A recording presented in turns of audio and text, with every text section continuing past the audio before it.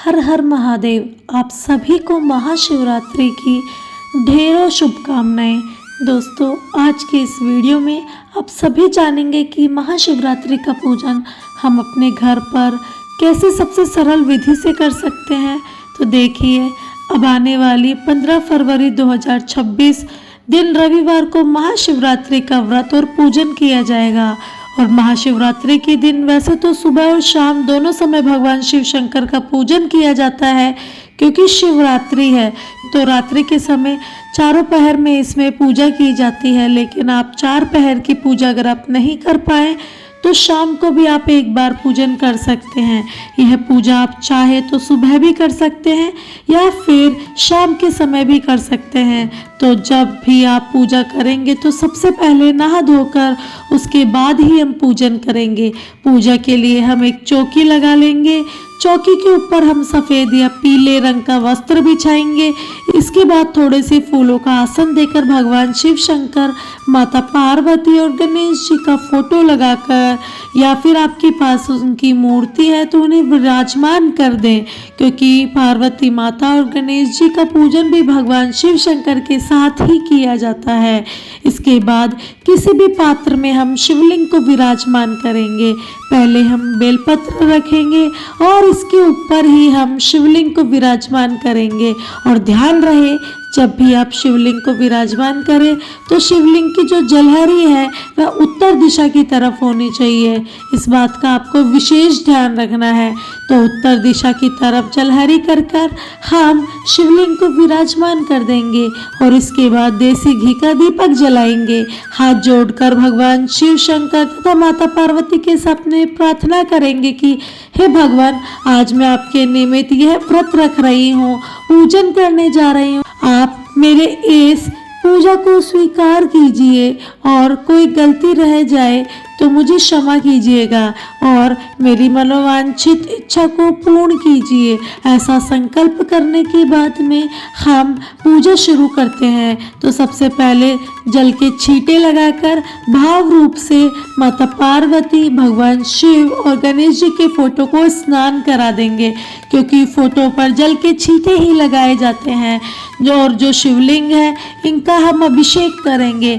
महाशिवरात्रि के दिन शिवलिंग के अभिषेक का बहुत ज़्यादा महत्व होता है। तो अगर आपसे दोनों समय हो सके तो शिवलिंग का अभिषेक जरूर कीजिएगा। और 2 टाइम अगर ना कर पाए तो कम से कम 1 टाइम तो जरूर ही करना चाहिए। शाम को जरूर करना चाहिए, क्योंकि प्रदोष काल में शिवलिंग के अभिषेक का सबसे ज़्यादा महत्व होता है। तो यहाँ पर हम जल से अभिषेक कर देंगे। इसके बाद में हम पंचामृत में दूध, दही, घी, शक्कर, इन 5 चीज़ों को मिलाकर इनसे अभिषेक करेंगे।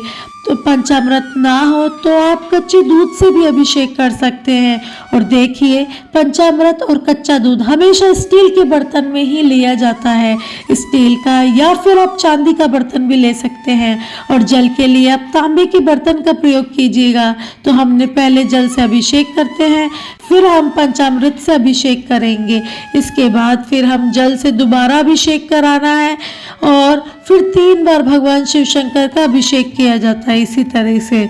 इसके बाद चंदन से हम तिलक करेंगे। सबसे पहले हम गणेश जी को, माता पार्वती को, भगवान शिव शंकर को, नंदी जी को और सभी को हम यहाँ पर चंदन से तिलक कर देंगे। और शिवलिंग पर भी हम चंदन से ही तिलक करेंगे।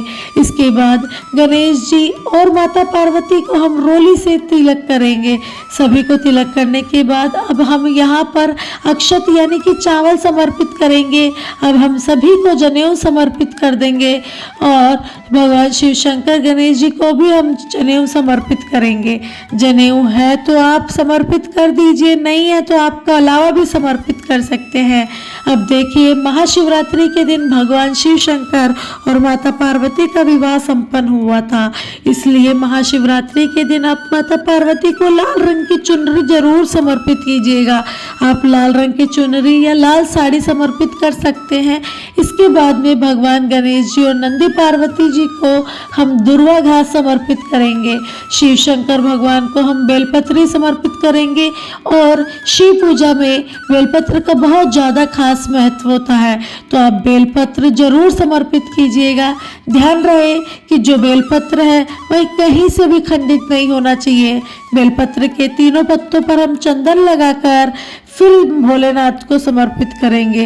बेलपत्र के जो चिकनी साइड होती है उसी तरफ से हम शिवलिंग को स्पर्श कराते हुए हम बेलपत्र समर्पित करेंगे।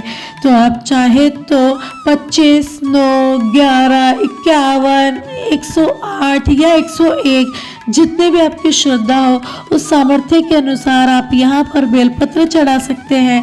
इसके बाद भगवान भोलेनाथ की जो सबसे प्रिय चीज़ है वो हम चढ़ाते हैं, वो है यहाँ पर हम भोलेनाथ के सबसे प्रिय फूल सफ़ेद फूल अगर आपको मिल जाए तो इस दिन जरूर समर्पित कीजिएगा, क्योंकि भगवान भोलेनाथ को सफ़ेद रंग अति प्रिय है। सफ़ेद रंग का ना मिले तो लाल, पीला, गुलाबी जो भी मिल जाए आपको वह भगवान भोलेनाथ को समर्पित कर सकते हैं।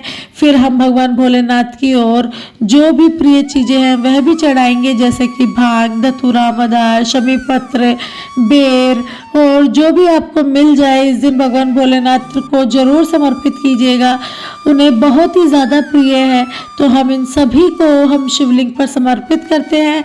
वैसे तो यह सब चीज़ें आपको शिवरात्रि के दिन बड़ी आसानी से मिल ही जाएगी, और अगर ना भी मिल पाए तो आप यह मत समझिएगा कि आपकी पूजा संपन्न नहीं हुई है। भगवान भोलेनाथ केवल आपके भाव के भूखे हैं।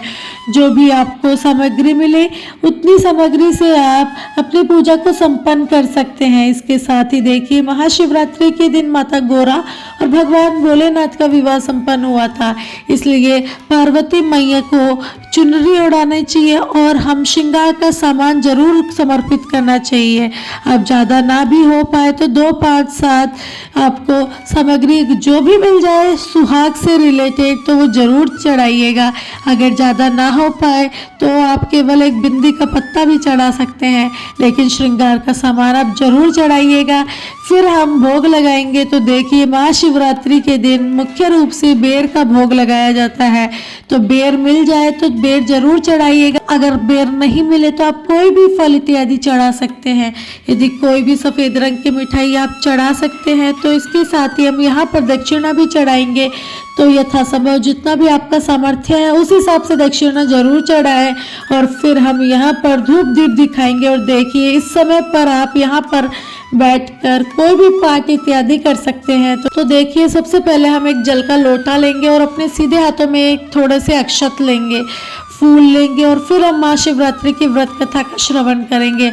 आप चाहे तो यहीं पर बैठकर शिव महापुराण का कोई भी पाठ कर सकते हैं, शिव चालीसा का पाठ कर सकते हैं।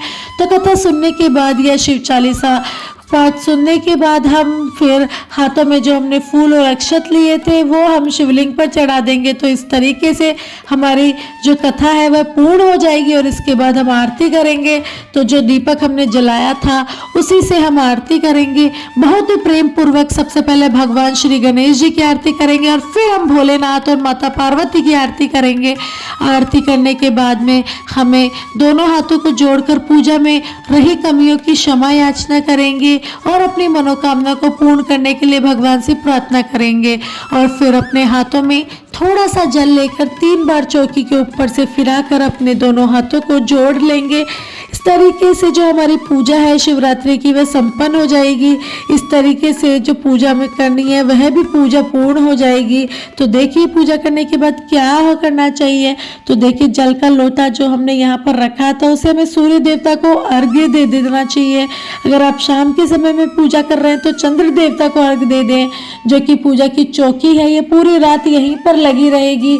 चौकी को हम अगले दिन उठाएंगे। तो देखिए, चौकी को हटाते समय में क्या करना है, जो भी फूल और पत्ते हमने चढ़ाए हैं उन सभी को उठाकर हम घर के किसी पौधे में डाल देंगे, ताकि इनका खाद बन जाएगा। और शिवलिंग, अगर आपने पार्थिव शिवलिंग बनाए यानी कि मिट्टी की शिवलिंग बनाए तो आप उनका विसर्जन कर दीजिएगा। और अगर आपके पास इस प्रकार से शिवलिंग है तो आपके मंदिर में, घर के मंदिर में आप शिवलिंग को रखिए और इन्हें ले जाकर वापस अपने स्थान पर विराजमान कर दीजिए। जो भी श्रृंगार अपने सामान चढ़ाया है, श्रृंगार का सारा सामान माता पार्वती के आशीर्वाद के रूप में स्वयं यूज कर सकते हैं। और जो प्रसाद आपने चढ़ाया था यह पूजा करने के बाद आप लोगों में प्रसाद अच्छे से बांट दीजिएगा और खुद भी ग्रहण कीजिएगा। तो इस तरीके से हमारी महाशिवरात्रि की पूजा संपन्न हो जाएगी और चौकी का विसर्जन भी हो जाएगा। तो अगले दिन दिन कीजिएगा। तो दोस्तों यह थी महाशिवरात्रि के दिन शिवलिंग का पूजन कैसे करें।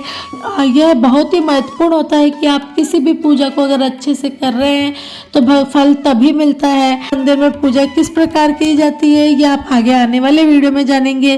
तब तक के लिए अगर आपको यह वीडियो अच्छा लगा तो हमारे चैनल को जल्दी से सब्सक्राइब कर लीजिए, शेयर कीजिएगा और लाइक कीजिएगा। धन्यवाद।